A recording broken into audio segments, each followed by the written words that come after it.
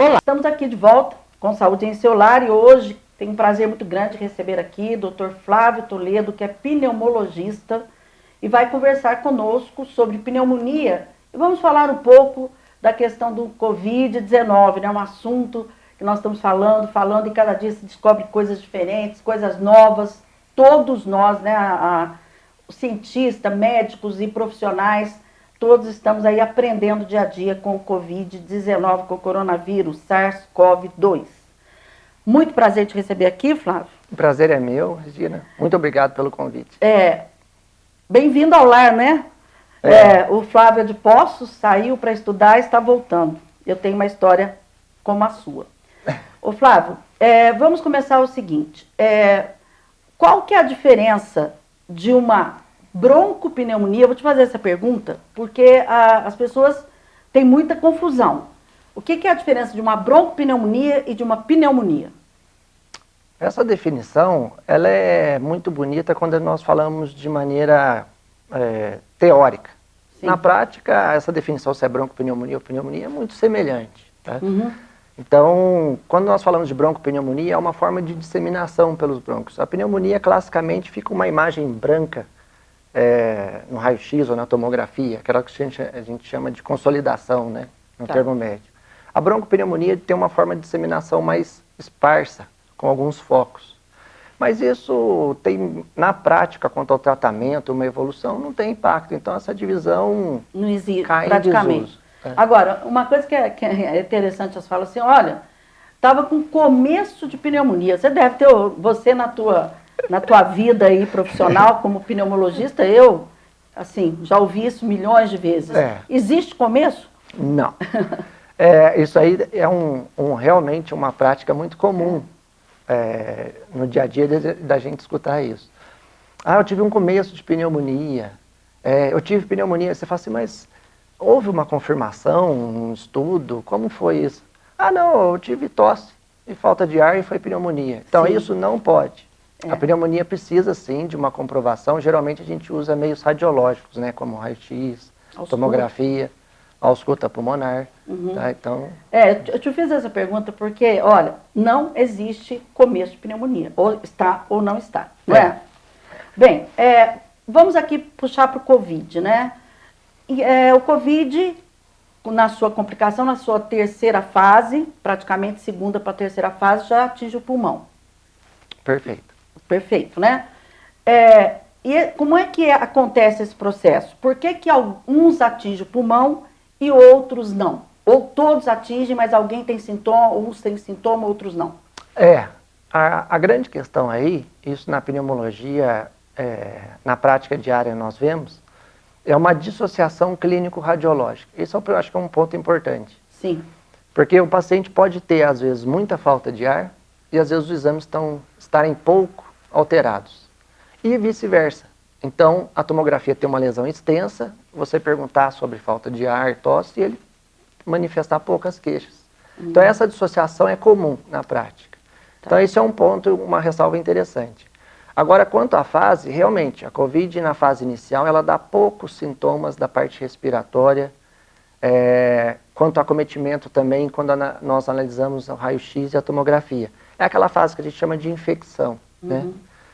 A segunda fase, a terceira que você mencionou, é a fase de inflamação ou hiperinflamação. Né?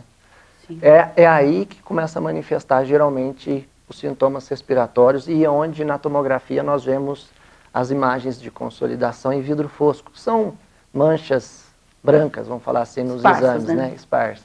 Tá.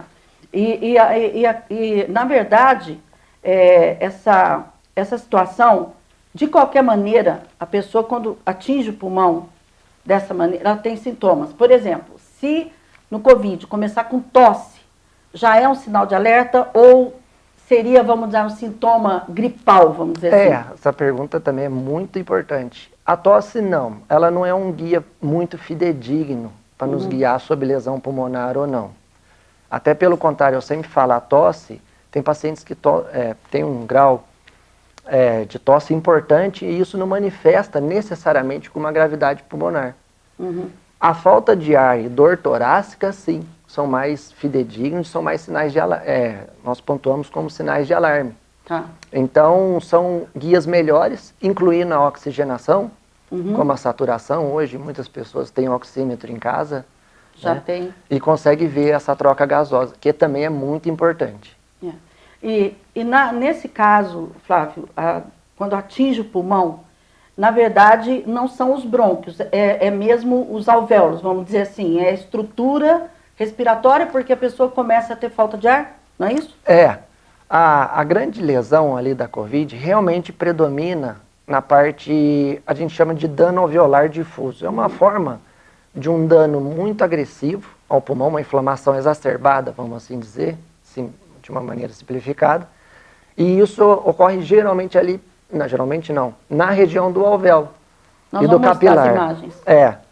Então, ali é o predomínio, mas tem lesão na via aérea também, pode ter. Pode ter. Tá? Teve um caso que nós vimos, se eu não me engano, foi no Hospital São Paulo, onde a broncoscopia realizada no paciente mostrava uma certa ulceração da via aérea. Então, pode ter.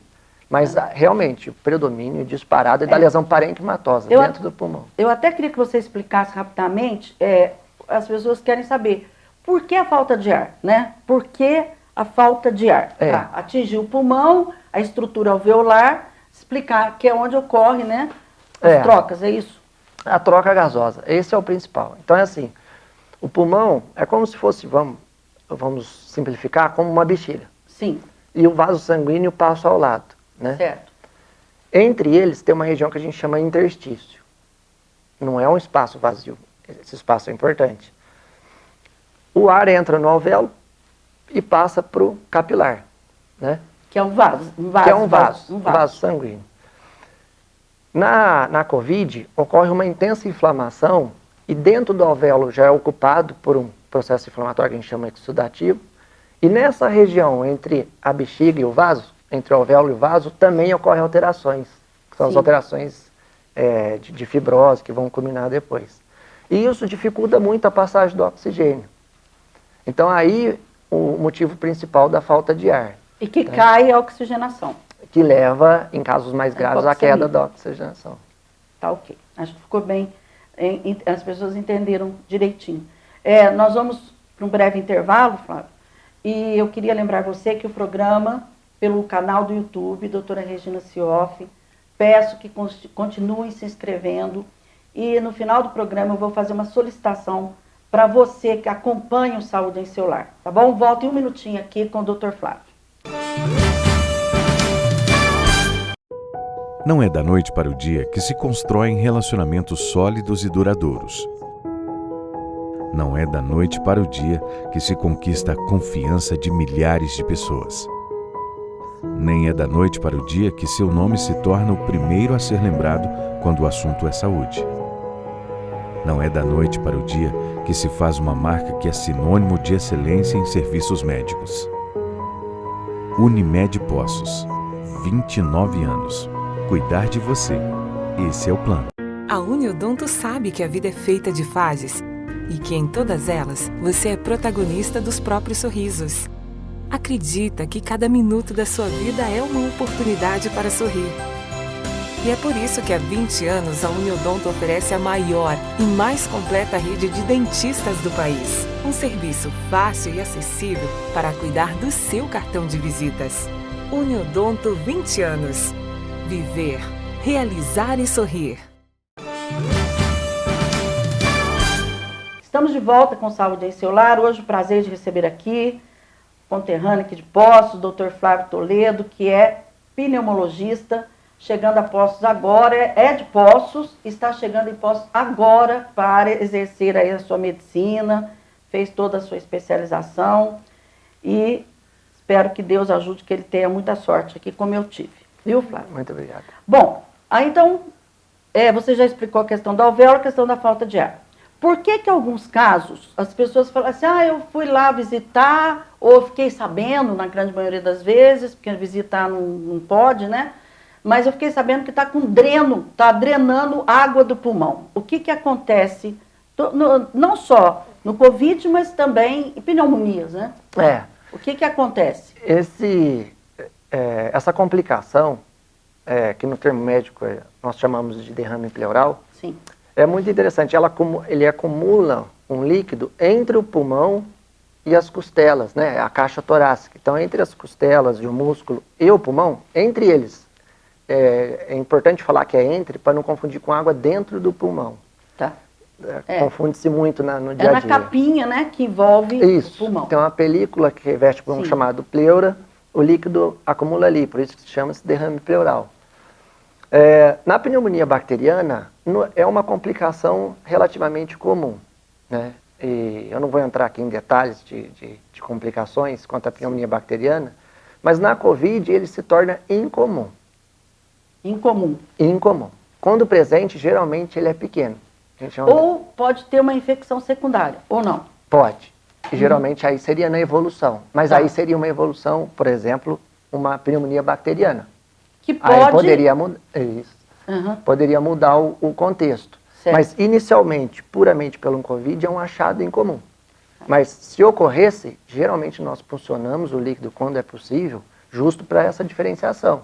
Isso é apenas Covid, está complicando com a pneumonia, com derrame parapneumônico, e que grau que é essa complicação, se precisa drenar ou não, né?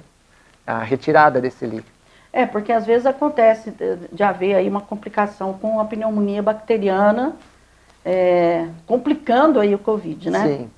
Bom, aí eu vou te fazer uma pergunta, eu vou te apertar sem te abraçar.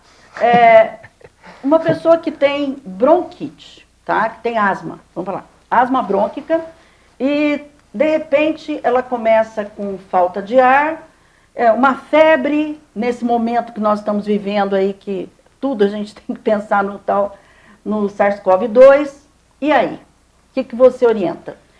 Porque aí e nós vamos entrar no inverno, que há uma complicação maior de crises, né? Isso é a prática diária. Essa pergunta realmente é muito pertinente. A grande questão aí é a gente tentar diferenciar o motivo que exacerbou a asma, que descompensou ela. Então aí entra alguns pontos.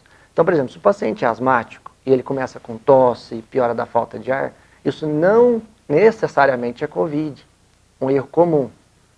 Ultimamente há um excesso de cuidado, sei lá, de medo, diagnóstico. Né? Medo. A grande questão aí é a gente diferenciar. Então, primeiro ponto, a asma precisa de tratamento regular. Muitos pacientes não fazem, né? São as medicações inalatórias. Sim. Segundo ponto, infecções são sim uma causa de exacerbação.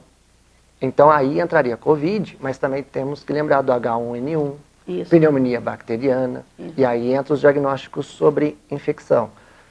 E também aí um pouco mais raros, mas tem, por exemplo, os pacientes que são asmáticos e fumam. O tabagismo é um fator de piora aguda. Hoje, em adolescentes, a gente tem visto muito o uso de cigarro eletrônico e narguilé, então, esporádicos. Então, são umas causas de crises esporádicas que a gente tem que perguntar. Então, nós temos que aprofundar antes de taxar de infecção. Mas, realmente, uma das principais causas de exacerbação da asma é a infecção. Então... Exato. Eu fiz essa pergunta, gente, porque eu acho que é o seguinte, nessa situação que nós estamos, é procurar um médico. Procurar um profissional, ir no sistema público, se precisar encaminhar para pneumo, enfim. Isso que é importante, não ficar esperando, né? Achar, estou em crise, mas não deve ser nada, não. É importante, né? É verdade. E fazer tratamento, como o Dr. Flávio falou aqui. Aí você falou em tabagistas, né? Os tabagistas, na minha opinião, vamos ver se tecnicamente eu estou certo ou errada, eles são mais propensos a complicações pulmonares se, por acaso, forem infectados pelo vírus. Perfeito. Isso é estudado nas demais infecções, e tem um ponto muito importante. A infecção, o tabagismo, ele propicia vários tipos de infecção. É que nós estamos na época do Covid, e realmente o Covid é mais suscetível, e também tem uma maior gravidade nesses pacientes. Tá? Então, o tabagismo, hoje reconhecido como doença, né, ele tem uma importância muito grande. Mas já havia esse conhecimento de infecções prévias, né? Por exemplo, pneumonia bacteriana.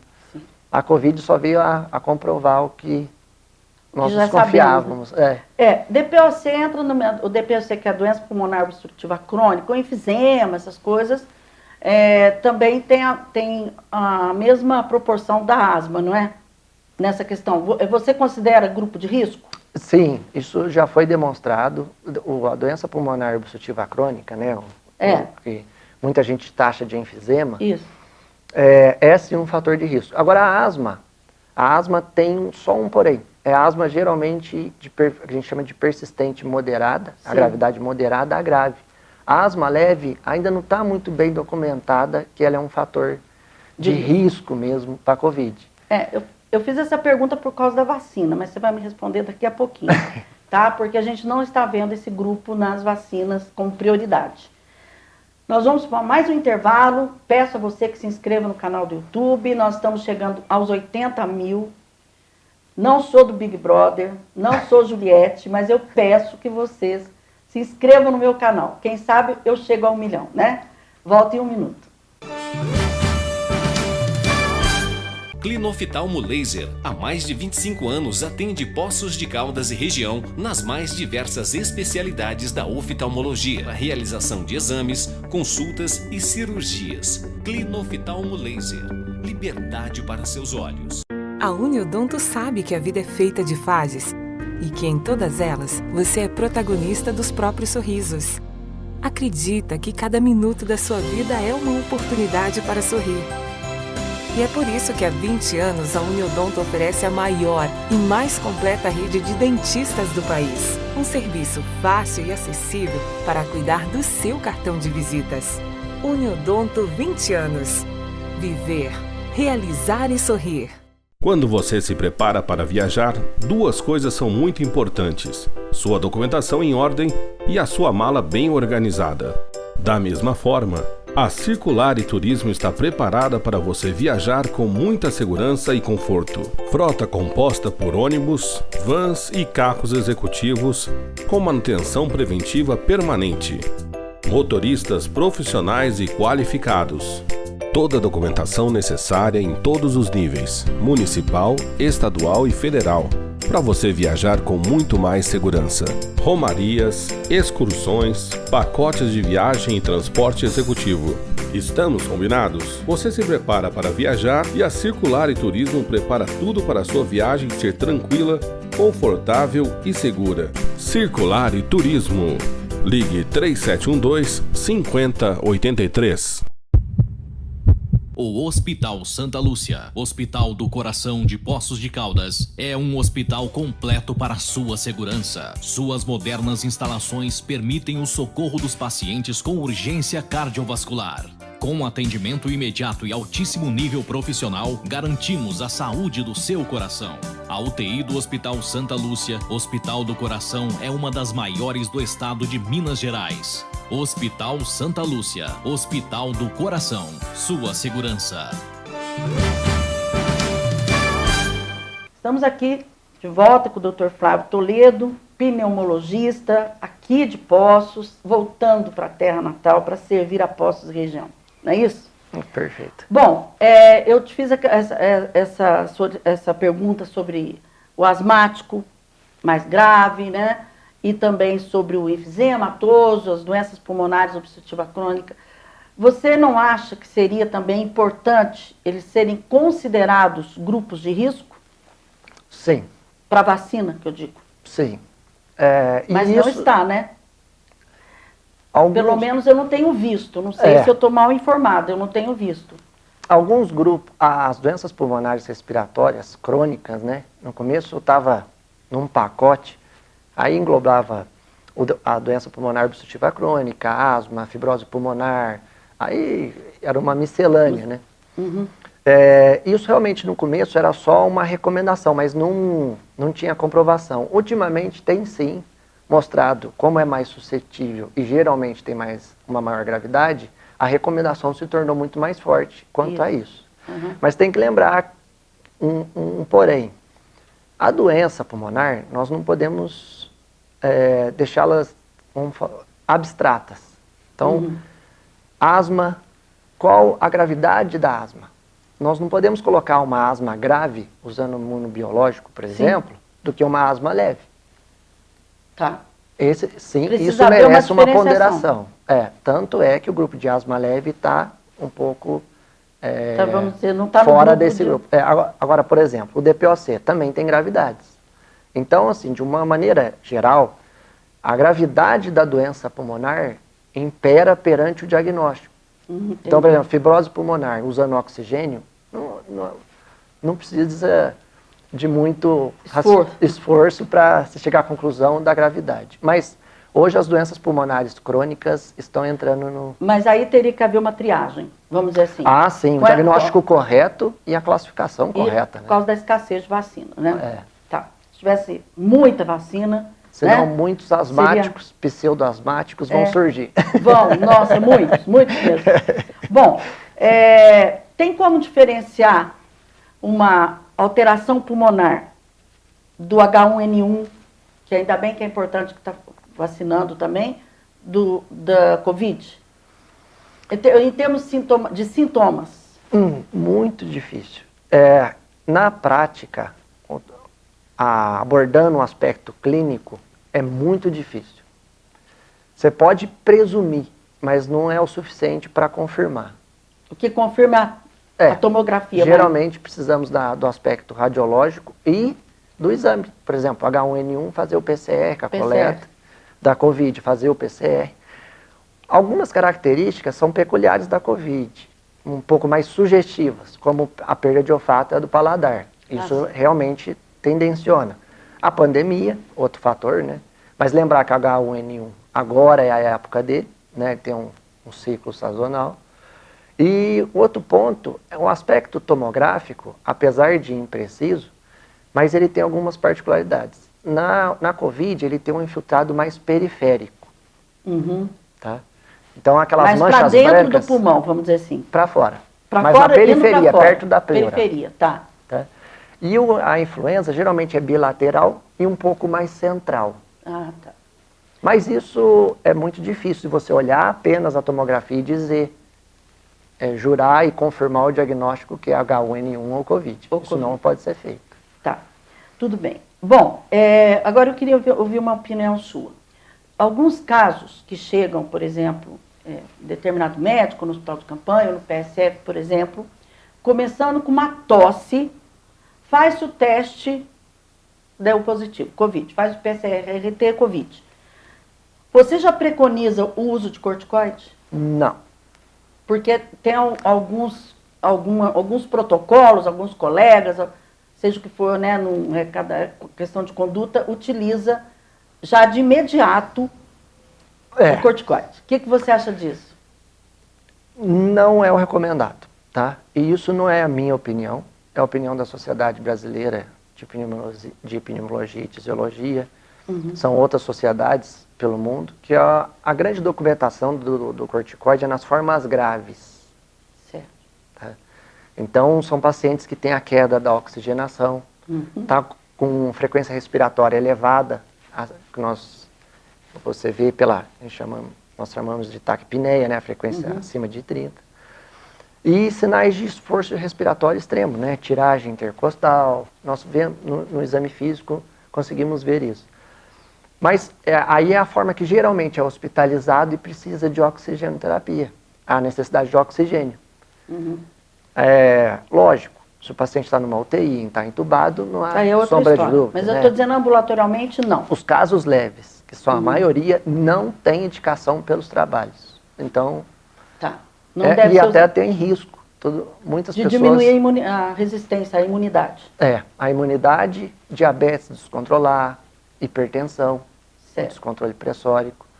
Então, tem que tomar muito cuidado para instituir, mas realmente virou uma rotina, até pela ânsia, né, de buscar um tratamento, mas tem que ter muita cautela.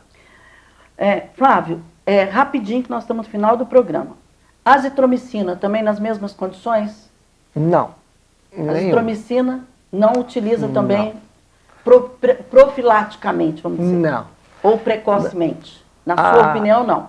Não, na minha opinião, e teve até uma atualização da Sociedade Brasileira de Pneumologia, é justo isso. Então, abordou a hidroxicloroquina, a azitromicina, que é um tratamento polêmico que rendeu brigas o ano inteiro.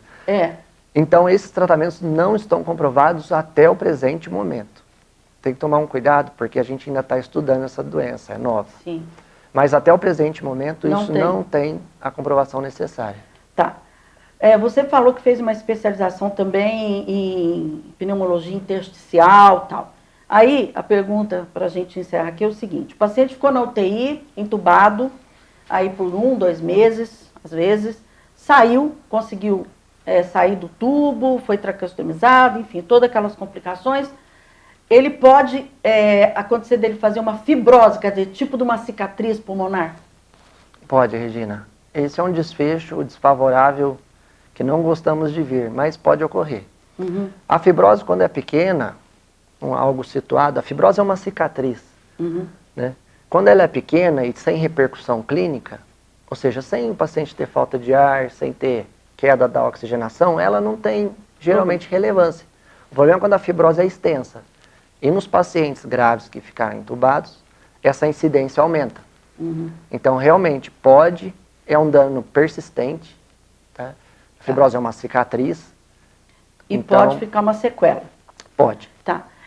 Após, você indica a questão da fisioterapia, do tratamento pós-Covid, a fisioterapia você acha que é pulmonar, tanto motora é importante também, mas a fisioterapia pulmonar? Motora, esses pacientes têm muitos Perde sintomas de fadiga crônica, que é estimada até em 40% nos primeiros 4 meses. E a reabilitação pulmonar. Uhum. É muito interessante para essa recuperação, porque não há tratamento para acelerar a recuperação no pós-Covid. Então, a reabilitação é muito interessante. Reabilitação pulmonar. É importante, né? Eu sempre falo, viu, Flávio, que nós vamos ter que ter um centro de reabilitação pós-Covid para transtorno de ansiedade, depressão. Não, verdade. Não, e sim. Né? Problemas respiratórios, perda de massa muscular, obesidade nos casos das crianças e adolescentes que ficaram em casa. O negócio, nós vamos ter que pensar muito nesse pós-Covid. Mudou a nossa mente. Olha, eu queria agradecer muito, né? Nosso tempo acabou, foi rapidinho, mas você terá as portas abertas do Saúde em Celular para a gente conversar sobre outros temas em relação à pneumologia, viu? Desejo a você muita sorte. Muito obrigado, tá, Regina. E obrigado pela entrevista. Obrigado por tudo. Tá. A você quero agradecer, mas antes de sair eu queria pedir a você o seguinte. Eu quero pedir a você que encaminhe qual assunto que você quer que eu fale aqui no Saúde em Celular. Com qual profissional, qual especialidade. O que for da área da saúde, tudo. Saúde corporal, mental, espiritual, todas. Mande no meu Facebook, coloque lá sua sugestão, nós vamos atender. Alguma live que vocês acham interessante a gente fazer.